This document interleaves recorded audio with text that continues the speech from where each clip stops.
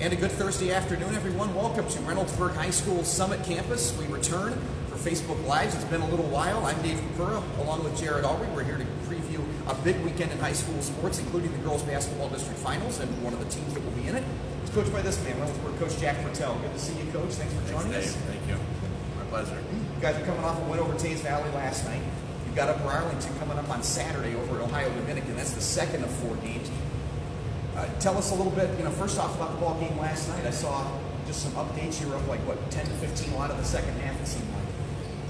It was a really fun game. I thought Tays Valley came out and played really well. They didn't back down from us one bit. And, they shot it very well. They defended, they guarded, they were tough. And, I give them a lot of credit for it. It was a good game. Like I think they had in the second quarter maybe 4 straight sessions that they hit threes.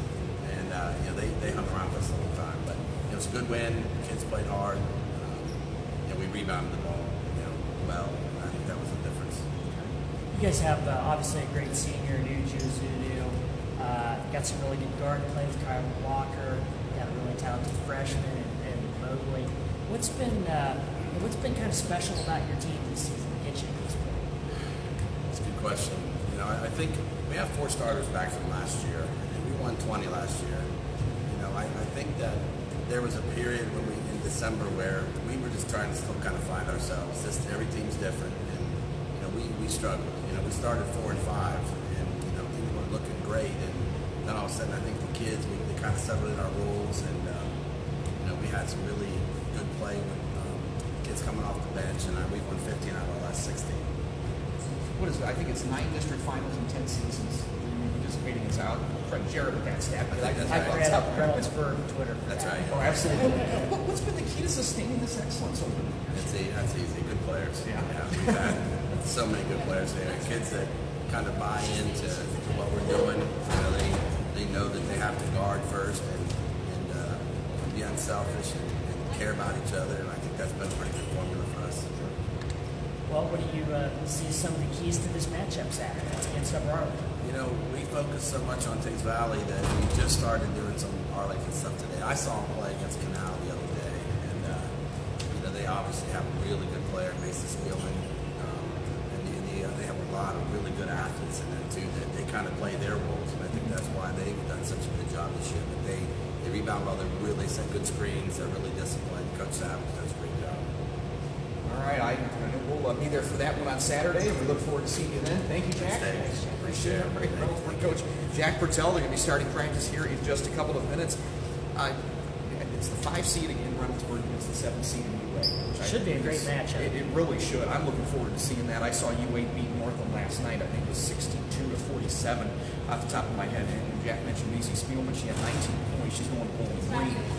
They got a real nice performance from Marissa Pippins last night, who also chipped in 19 points. Northland had a tough time finding an answer for her in the first half. She really asserted herself in the paint. And you summed it up very well, and so did he. Macy's a standout. They've got a lot of girls who really play their roles very well. For Upper Arlington? Yeah, yes, for sure. And with Reynoldsburg, they play that OCC Ohio, so they got to play against Pickerton Central twice. They got to play against Indiana twice. They're very prepared. Jack's been kind of telling me about this freshman, Alexia Loeb, he talked to me about her last year, and she's been really good. She's averaging almost a double-double for him, gives him that extra presence inside to go along with Uju, who's had a really exceptional season. She's a great teammate for everything you hear about, and just had a really great season for himself.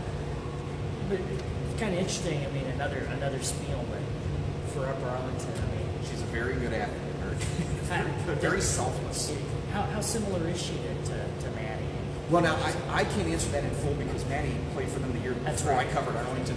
But, I mean, just watching her growth, I mean, she's their all-time leading scorer. She's their all-time leader in assists for a reason. I think she's probably prouder. I did a big story on her in early January, and I would hazard to bet that she's prouder of the assists than she is of the points, just because getting a lot of other girls involved. And clearly she's their leading scorer.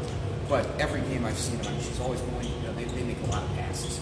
And that gets a lot of different girls involved, and it's going to make it difficult for opponents to guard.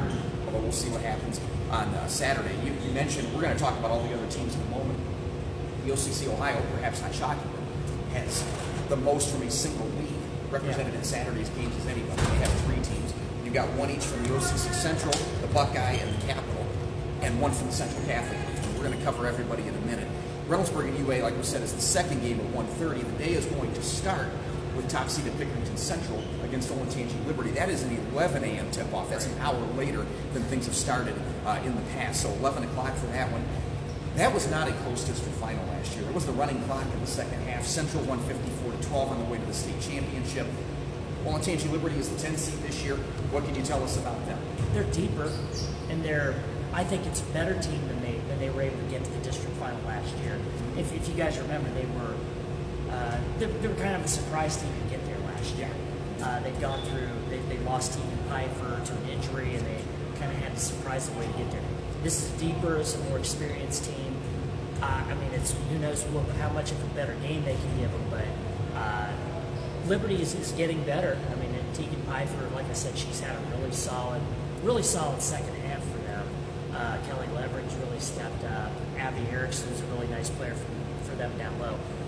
What they're going to have to do is that they're going to have to somehow keep Pickerington Central's athleticism in check somehow, and that's never an easy thing to do. It's going to be a tall task to do, and I'm willing to bet, I mean, having covered them now for several years, I'm willing to bet this team is every bit as good, if not better, than the team that won it last year. And that's nothing against the personnel from last year, but this team has meshed so well.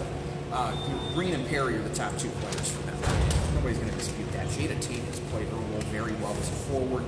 Jocelyn Tate, her younger sister's a sophomore, and those two, in case you did not know, are the sisters of Jay Sean and Jalen Tate, or Jalen Tate, excuse me. Right. Nicole Stevens is a guard who's going to Akron. You know, they're not as big as last year necessarily, but they're still very good. Not many teams have played them close. One that did was Reynoldsburg a couple of weeks ago. I want to say that was an 8-point, 10-point final game I covered when Central clinched the OCC Ohio. I mean, for my money, they've been the best team, at least in Division I, if not all divisions all season. I think they're destined to make another very good run at state. Sure looks like it. The 5 o'clock game is another team that you cover. We mentioned Hannah in the first segment. They're the 8th seed, coming off a big win over Dublin Kaufman last night. They get to take on Westerville South, the 6th seed. That's the 5 o'clock game. You saw that game last night. What Imani Russell had 18 points, Eden Battle, and Morgan Darnell 42 between them. I saw they hit 14 3-pointers. That's one thing that stood out to me. That is the thing. They were able to get off to a really great start against Kaufman. Then in the third quarter, J.C. Sheldon scored 20 points to get them back in the action. They went ahead for a little while. They went up by, I believe, 4 points at some point. And then Kaufman just wasn't quite able to close against them. The thing about Hannah is that they're kind of underestimated every year. And part of it is when they have to go against Pickerington Central and Reynoldsburg, they get a few more losses because Pickerington Central and Reynoldsburg they're so good every year, and Hannah has just been maybe just a hair underneath them. So when they go into these drawings, they don't look quite as great on paper as really they probably are. But yeah, I mean, Battle and Darnell are both great. They are. They also have a lot of really young talent in their program right now. They have 2 freshmen, Bella Ward and Gabby Anderson, who are both been playing really key roles for them. And I mean, I hear their freshman team's really good, but I guess that's for the future. But I believe they've only got one senior. The girl that hit the game-winning 3-pointer for them last night, Madison Hensley, she's the only senior for them. So. And of course, Westerville South, on the other hand, they're a veteran team. I believe they've got 4 seniors that are going to D1 schools. So, Anissa Jones is really good. Gabby Hutcherson, excellent player. Summer Pitzer's been really good for a long time. And one other note about this is they played each other a few weeks ago, and Westerville South beat them by 8. Battle and Darnell did not play that game. Okay. Just for a wrinkle. So it's going to feel different this time, I think, when we play each other. Right. South beat Tri-Valley 56-54 in their district semifinal last night. Final game of 4, Saturday night at 7:30 is going to be number 2 Newark against number 4 Watterson. All these games, I mean, the seeds are very close in almost all of them. In fact, they're all 2 apart except for that Central Liberty game. There's a meaningless trivia for Waterson and Newark. Waterson coming off a huge win over Darby last night. Newark rolled in their district semifinal, I believe, against Western Central. What are your thoughts on this one? Wildcats win another district title. Well, they would certainly be the favorite. This Newark last year beat Waterson by 20 in a district semifinal, and I think Newark is probably better than they were last year. They're deeper. Obviously, they've got Shoemate and Sharps are really good Division I talent. Of course, Waterson's better too. Now, the big question is how is Waterson's young players? How are they going to hold up in this game? They lost 2 of their seniors to season-ending injuries just over the last few weeks. Okay. So it's kind of cut into their depth a little bit. But Grace Jenkins and Paige Woodford are both they're veterans, have been around for a long time. I think this is probably Coach Tom Woodford's. It's one of his best coaching jobs. Okay. When you just look at the fact that they've gone through these injuries, their top 2 leading scorers average about 10 points a game. So there's not like, they don't have this superstar, I guess, so to speak. Although they're both very good players. They play very well as a team. And that's what they do. That's what they do at Washington. They play great defense. They play well as a team. And I believe this is their 5th district final in 18 seasons under Woodford. Okay. They won one of those. They won a district title in 2004. So see if they can. Yeah, I remember covering that game. They played Bickerington North in the regional semifinal. That's right. And that was North's first season many years ago. A couple other games in other divisions. Division 2 and 3 have their regional district finals tomorrow night. Eastmoor and Granville is a Division 2 game at Westerville Central.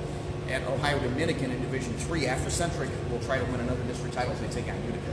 As far as the first game, Eastmoor and Granville has a lot of young talent on their team. They're one of the best players as a freshman, another one of their best players as a sophomore. Eastmoor is a team that they were in Division 1 last year. Now they're back down in Division 2, which is probably a little better suited for them size-wise. And they've got Samaria Rogers Gossett is a really good player for them. Mallory Barnes, Haley Jordan is another excellent player for them. The thing about Eastmoor's kind of had to make some adjustments. One of their better players is no longer on the team, just as of like the middle of January. So they kind of had to do some rotational changes in there. But that's it's going to be a really good game. It looks like a good game on paper. Mm-hmm. The Afrocentric Utica game probably doesn't look so great on paper. Well, Afrocentric is a lot of teams have. They've been beating everybody by 40 to 50 points. Well, they even beat Dublin Conklin earlier in the year by 40. By 43, yeah. So,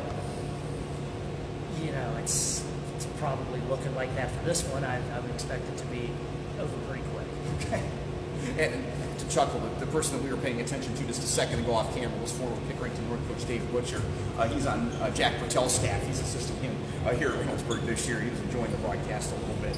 Well, basketball's not everything that's going on this weekend. There's a hockey district final. Double Jerome and Olentangy Liberty 1 and 2. You're going to be at that game Saturday night, and we're going to touch on the other things going on here in a moment. Any thoughts on that particular game?